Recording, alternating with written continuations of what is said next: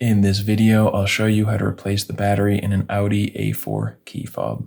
This is a very easy process. It'll just take you a few minutes to do yourself at home, and the only things you'll need are the battery. And for this device, you're either going to have a CR2032 or a CR1632, and we'll get into that in a second. There are also different versions of this device that has the kind of oval buttons here and the flipping key. There's a 2-button, 3-button, and a 4-button version. It doesn't matter as long as it looks like this. The oval buttons on the front, the Audi symbol on the back, this little hole there. It's the same process, so you can just follow along with this video. And if you're looking to get these batteries online, you can go check out the first link in the description, which will take you over to Amazon, where you can find these for a great price. So you can open this thing up just simply by pulling. There's 2 halves. You can see that line here. You can just simply pull the 2 halves right apart, or if that is too difficult,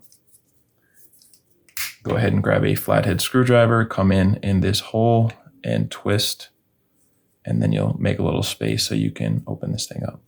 Now down here on the bottom, once again, you can just pry this open with your fingers. So grab on each of the lips here and just pop that open.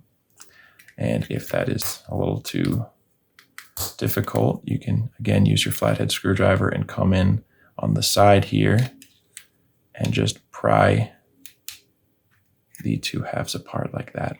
So once you open this thing up, here's where the different types of batteries come into play. You can see my version here has this smaller sized battery. This is a 1632. And to compare, here is the 2032. So obviously, if you have the larger battery in there, you're going to be replacing it with a CR2032 large battery. The battery inside, 2032. And if you have this battery inside, 1632, you naturally will be getting another 1632. And again, that is in the description to get those online. So you'll just pull the battery right out. And when you're putting in your new battery, the positive side, which has the text on it, this is the same for both batteries, will go face down. And you'll just set that into place. And now put the back with the circuit board right on top and squeeze. And now all we need to do is put these 2 back together, give it a good squeeze, and that is it. That's all it takes.